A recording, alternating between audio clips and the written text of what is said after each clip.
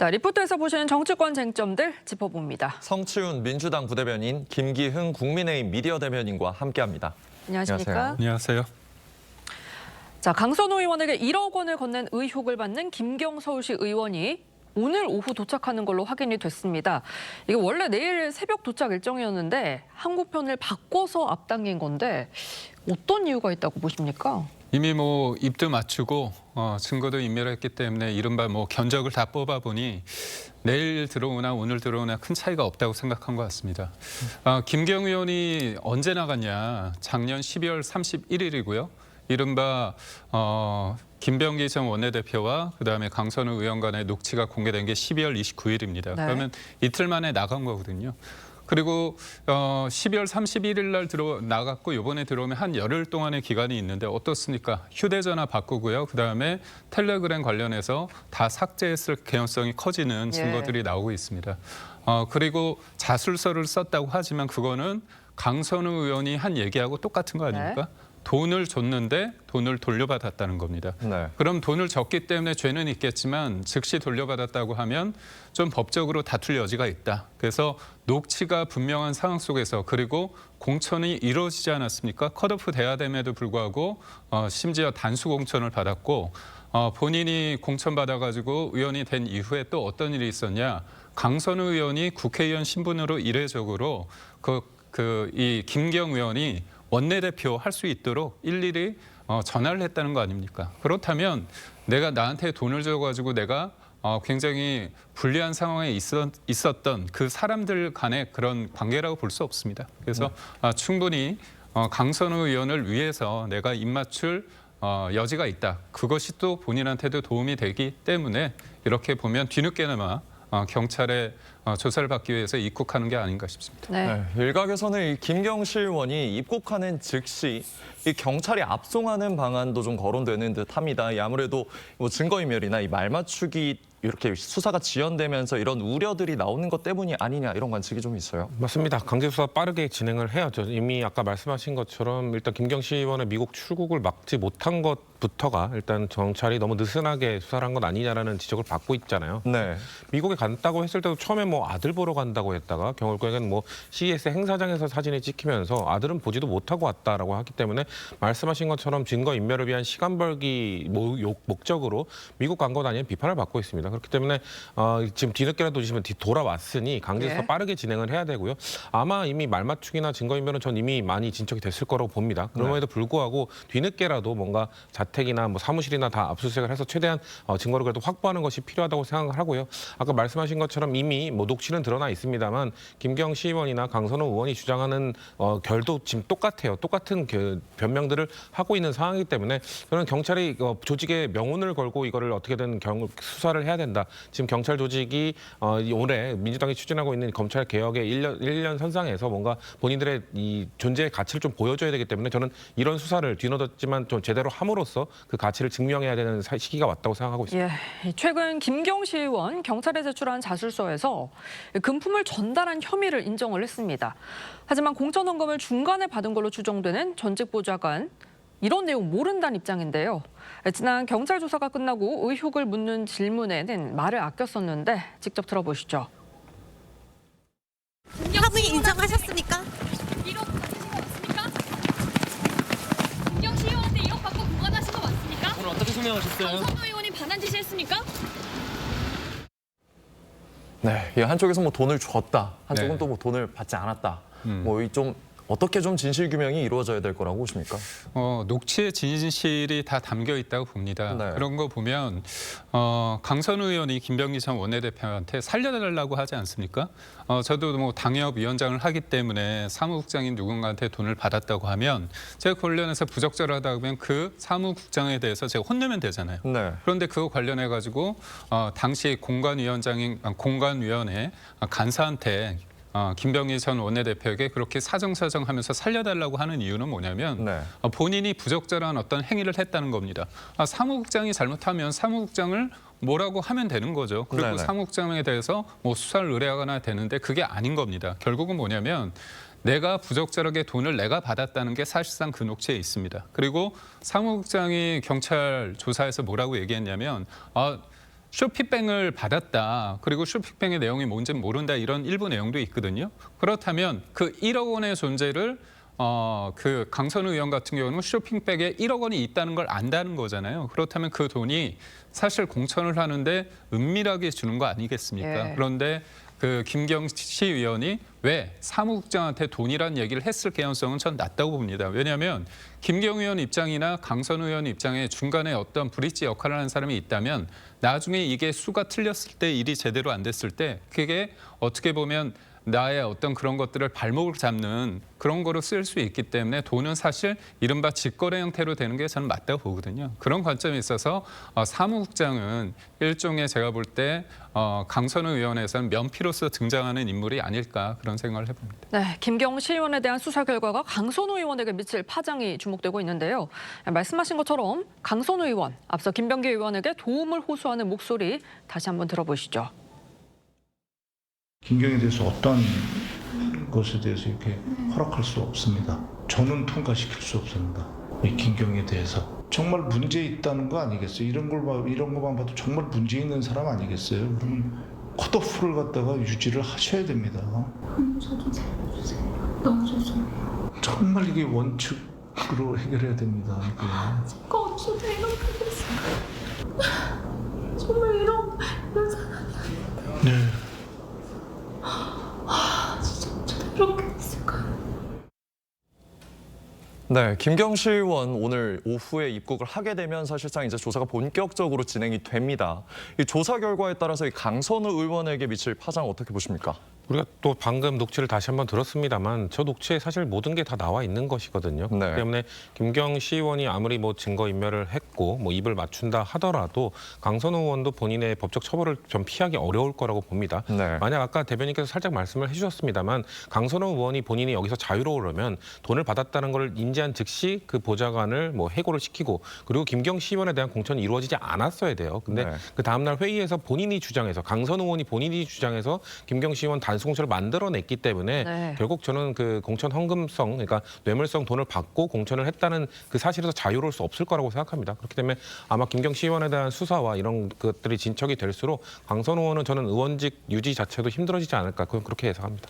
네, 다음은 김병기 의원 소식 이어가 봅니다. 오늘 민주당에서는 각종 비위 의혹으로 사퇴한 원내대표에서 사퇴한 이 김병기 의원을 향해서 사실상 탈당을 촉구했습니다. 직접 들어보시죠. 김병기 의원에 대한 단호하고 신속한 조치를 요구하는 당원과 의원들의 요구가 날이 갈수록 강해지고 있습니다. 이제는 지도부를 향한 제명 요구 움직임까지 임박해 있습니다. 정청래 대표도 민심과 당심을 가장 중요하게 생각하며 많은 고민의 밤을 지새우고 있습니다. 김병기 의원께서도 본인이 그토록 소중하게 여겨왔던 애당의 길이 무엇인지 깊이 고민해 보시기를 요청합니다. 모든 가능성이 다 열려 있다고 이미 말씀드렸습니다. 네, 방금 조금 전 들으셨던 대로 이 김병기 의원에게 애당의 길이 뭔지 고민해보라고 했는데 왜 지금 민주당에서 탈당을 요구하고 나섰다고 보면 될까요? 그러니까 뭐 탈당을 먼저 선도적으로 한다 하더라도 징계 절차는 진행이 될 겁니다. 네. 강선우 의원도 우리가 기억하다시피 탈당한 다음에 제명 조치가 이루어졌잖아요. 그렇기 때문에 김병기 의원에게 지금 본인이 쫓겨나듯 당을 나가는 것보다 본인이 스스로 나가는 것이 그래도 끝까지 마지막까지 좀 당을 위한 것 아니겠냐라고 저는 박수현 수석 대변인이 이 지도부나 민주당 내부의 생각들을 좀 전달한 거라고 생각을 하고요. 네. 왜냐하면 김병기 의원 본인은 뭐 억울하다 해명하겠다고 합니다만 이렇게 하루하루 지날 때마다 그게 계속해서 누적돼서 민주당에게 피해가 되고 또 이재명 정부에 피해가 되고 있거든요. 아마 탈당을 하더라도 뭐 그 사람들은 김병기 전 원내대표를 민주당의 전 원내대표를 기억할 겁니다. 그리고 결국 만약에 그 유죄가 되든 무죄가 되든 그 결과에 대해서도 민주당 의원에 대한 판결로 기억을 할 텐데 그렇기 때문에 결국 그 본인의 이런 판결이 나오기 전에 최대한 당의 부담을 조금이라도 덜어주는 방향은 자진 탈당하는 것 아니겠냐라는 네. 그렇게 간곡한 좀 표현을 하고 있는 것 같습니다. 저는 김병기 의원이 결단해야 된다고 생각합니다. 네, 대변인께서는 김병기 전 원내대표가 네. 어떤 선택할 거라고 보십니까? 지난주 방송에서 한 방송에서 김병기 전 원내대표가 명시적으로 얘기했습니다. 난 네. 탈당하지 않겠다. 네. 그리고 제명을 하더라도 내가 탈당계는 제출하지 않겠다 그 얘기를 했습니다. 그게 뭐냐면 좀 일종의 저는 믿는 구석이 있다고 봅니다. 이 정도 됐으면 탈당을 하고 탈당과 더불어 제명 조치를 해야 됨에도 불구하고 민주당이 이렇게 미온적으로 제명보다는 탈당을 읍소하고 있는 형국은 뭘까요? 그러니까 결국은 김병기 전 원내대표가 지난 총선에서 보여줬던 비명 횡사와 친명 횡재의 과정 속에서 이른바 친문들을 대상으로 칼잡이 역할을 했다는 그런 측면이 있고요. 우리가 듣고 있는 그 녹취 누가 딴 겁니까? 제3자가 딴 게 아니라 김병기 전 원내대표가 강선우 의원과의 대화 속에서 녹취를 남겼습니다. 네. 이분이 국정원 출신이고 또 인사 관련한 일을 했습니다. 그러면 녹취도 있고 인사 파일도 여러 개가 존재할 수 있다는 거거든요. 그래서 누군가 총대를 매서 제명시키자 이 얘기를 못하는 이유가 뭐냐면 그 사람의 어떻게 보면 김병기 전 원내대표의 그 파일에 아니면 녹취에 있을 수 있기 때문에 누구도 고양이 목에 방울을 못 따는 형국이라고 봅니다. 이거는 결국 개인의 어떤 비리, 휴먼 에러가 아니라 시스템 에러고 그 과정 속에서 여러 사람들이 걸쳐 있고 무엇보다도 그 당시에 이 문제에 있어서 여러 가지 또 당 지도부도 연결될 가능성이 있기 때문에 본의 아니게 제명을 시키고 싶지만 제명 아닌 탈당을 요청하지만 읍소하지만 김병기 전 원내대표는 그냥 아무것도 안 할 것이다 이렇게 생각합니다. 네, 이런 가운데 또 다른 의혹이 불거졌습니다. 저희 TV조선 단독 보도인데요. 김 의원 취업 청탁을 배경으로 차남과 두나무 대표의 만남을 주선했던 걸로 알려졌습니다. 그런데 두나무 취업에 실패하자 김병기 의원 두나무를 향해서 공세에 나섰다는 의혹이 나오는데요. 직접 들어보시죠. 우리나라 그 가상자산 거래소의 가장 큰 문제가 저는 뭐니 해도 뭐 특정 거래소의 그 독과점이라고 생각을 합니다. 그러니까 독과점이 일단 되면은 그게 반드시 부작용과 부패를 낳기 마련이죠. 네, 김병기 의원 이 보좌진들에게 이 두나무를 겨냥한 보복성 질의를 준비시킨 것으로 알려졌는데 사실이면 좀 문제가 있어 보이긴 합니다.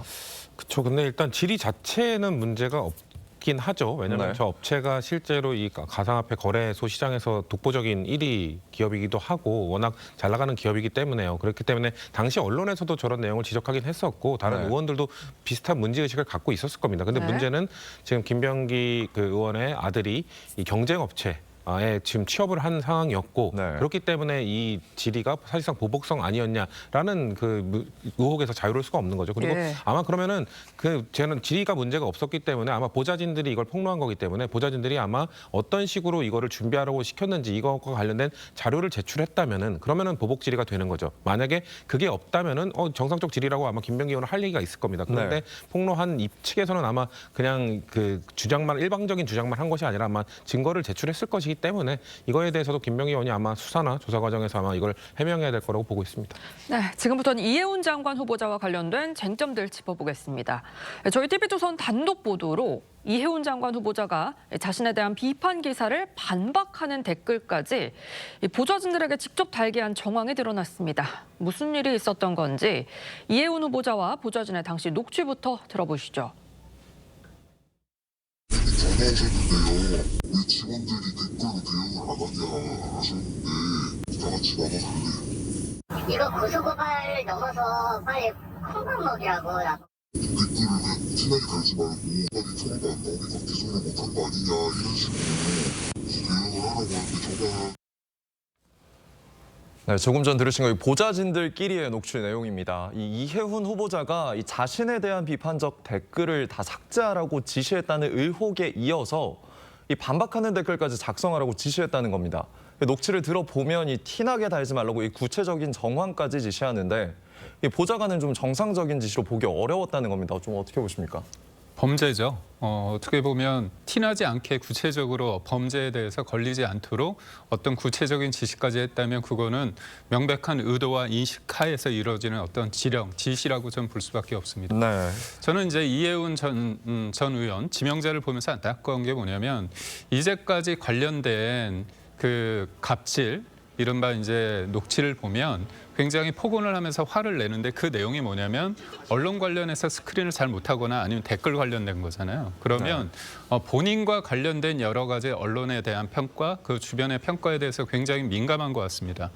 본인이 보더라도 문제가 있다는 걸 인식하는 겁니다. 왜냐하면 내가 내 스스로 당당하면 주변에 뭐라고 한들 그거에 대해서 그렇게 의식할 필요가 없거든요. 네. 그러니까 의식하면 진다가 그런 말이 있지 않습니까? 그만큼 본인이 주변에서 좋은 평가를 받지 못하고 언론도 그렇게 좋은 평가를 안 한다는 걸 인식하고 있다는 겁니다.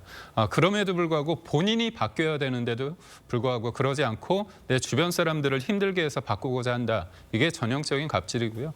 이번에 나온 녹취도 보면 똥오줌 못 가린다 그런 내용도 있던데 저는 첫 번째 공개된 녹취 중에서 내가 너를 죽였으면 좋겠다. 이 발언을 보면서 이 사람의 모든 것들을 드러낸다. 예. 그렇기 때문에 이분은 뭐 여타 의혹도 소위 말해서 한 트럭이지만 기본적으로 인성 자체가 문제다 이렇게 평가합니다. 네, 이런 가운데 이 후보자를 향해 새로운 의혹이 또 제기가 됐습니다. 오늘 국민의힘 박수영 의원이 이혜원 후보자가 아들들이 집 근처에서 편안히 공익근무할 수 있도록 영향력을 행사했다 이렇게 주장을 했는데 국민의힘에서 제기를 한 의혹이니까 좀 설명을 해주시죠. 자제분이 3명인 것 같습니다. 근데 이제 두 번째 아들분이 공익을 하셨는데요.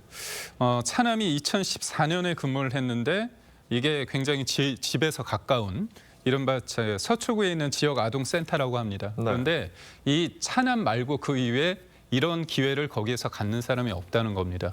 이것도 대예외적이죠. 그러니까 우리가 위인설법이라는 게 한 사람을 위해서 법을 만드는 거고 네. 위인설관은 한 사람을 위해서 자리를 만드는 거 아닙니까? 그 대표적인 위인설관, 위인설직이라고 할 수 있고 삼남도 있는데요. 이 사람은 방배경찰서에서 근무를 했답니다. 집에서 2.5km 떨어진 예. 직주 근접 공익요원 활동을 했는데 10년 동안 기록을 살펴보니까 유일하게 방배경찰서에서 삼남이 복무를 시작했던 2019년부터 21년까지 3년만 공익요원을 받았다는 겁니다. 그러면 자기 자식들을 위해서 영향력을 행사해서 딱 그 사람 맞춤형으로 자리를 만들었다는 거잖아요. 이 정도 되면 이거 뭐죠 이게? 본인의 어떤 직위와 어떤 영향력을 통해서 사적인 지극히 자기 자식들을 위해서 어떤 행동을 했다면 이거는 도덕적인 걸 넘어서 법적으로 처벌받아야 될 대목입니다. 네. 네, 이 병역 문제 같은 경우는 사실 입시 문제와 함께 상당히 민감한 사안입니다. 이 이혜훈 후보자를 향한 민심에 과연 이번 의혹이 좀 영향이 있을 거라고 보십니까? 더 악화가 되겠죠. 안 그래도 여론은 지금 좋지 않은 상황입니다. 네. 근데 지금 이 병역과 관련된 특히나 대한민국에서는 이 병역 의원은 상당히 민감한 부분이기 때문에 아들이 한 명도 아니고 이 2명이나 이렇게 글쎄요. 저는 의혹이 상당히 공교롭다라는 생각이 들 정도로 네. 들여다봐야 될 문제로 보여지고요. 예. 아마 이런 문제가 만약에 사실로 밝혀지거나 조금 더 증거가 추가로 나오게 된다면은 저는 이혜원 후보자가 과연 인사청문회까지 갈 수 있을 것인가. 저희 당에서는 이혜원 후보자의 이런 도덕적 문제에 대해서 다 괜찮다, 덮고 가겠다 이런 자세가 아닙니다. 인사청문회에서 정책적 검증을 좀 그래도 해보고 본인의 해명을 좀 들어보자라는 취지인 거지 이렇게 드러나고 있는 의혹들에 대해서 우리는 전혀 문제가 없다고 생각한다는 게 아니기 때문에 네. 이것이 여론에 더 악영향을 미치고 민심이 더 안 좋게 된다면은 저희 당에서도 아마 이혜원 후보자에 대한 입장이 좀 더 바뀌지 않을까라는 생각을 해봅니다. 네, 청약 문제도 불거졌는데요. 이 후보자가 2년 전 부양 가족 수를 부풀려서 반포 아파트에 당첨됐다는 의혹과 관련해 국토교통부가 사실 확인에 들어갔습니다. 주진우 의원, 이혜훈 후보자보다 가벼운 사안도 징역형을 받았다. 지명 처리를 촉구하고 있어요. 제가 볼 때 지명체를 한 10번 해도 될 만큼 의혹이 많이 불거졌는데 네. 이 정도 되면 많은 사람들이 분노하는 지점입니다. 이른바 이제 로또 당첨이라고 해서 되신 분들은 좋지만 안 된 분들 입장에서는 좀 어떻게 보면 이게 왜 나는 안 될까 그런 생각을 하잖아요. 네. 그래도 그 안에서 어떤 룰이 작용된다고 하는데 이분이 아들이 앞서 말씀드린 것처럼 3분이 있습니다. 근데 첫째 아들이 결혼을 했어요. 결혼을 했고 그다음에 세종시에서 국책연구기관 그쪽 연구소에서 일을 합니다. 세종에서 살았습니다. 근데 결혼을 했는데 또 신혼집은 용산에 있습니다. 네. 그런데도 불구하고 부양가족 수에 서초동에 그게 돼 있습니다. 그러니까 부양가족 아들 3명이 있기는 참 어렵잖아요. 요즘 시대에. 그러다 보니까 가점이 무려 5점이 생겼습니다. 네. 아들이 결혼을 하고 분가를 하고 그리고 세종과 용산에 산다면 당연히 거기는 들어갈 수 없는 겁니다. 이건 명백한 범죄거든요.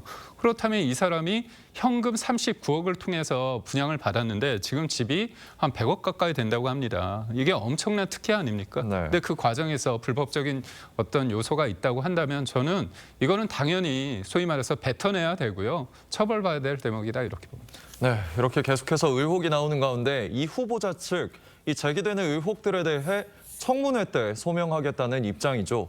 이 후보자의 청문회 일정 19일로 잠정 합의된 상태인데 청문회 좀 어떻게 진행될 거라고 보십니까? 일단 청문회까지 갈 수 있을지가 걱정인데요. 지금 네. 일주일 이상 남았습니다. 네. 저희 당이 그래도 인사청문회까지 가자고 했던 이유는 이재명 대통령이 왜 본인과 정책적 방향이 다른 보수 인사를 임명했는지에 대해서 국민들께 설명드릴 필요가 있다. 그래서 정책 검증을 통해서 이 사람이 어떤 소신을 갖고 있고 이것이 이재명 정부에 어떤 도움이 될 것이고 이런 것들을 좀 국민들께 낱낱이 설명을 드려야 왜냐하면 앞으로도 이재명 대통령은 이 보수 인사, 폭넓은 인사 기용을 하겠다는 의지를 갖고 계시기 때문에 네. 그런 취지를 국민들께 충분히 설명드릴 수 있는 자리는 차라리 인사청문회밖에 없다라는 그런 취지거든요.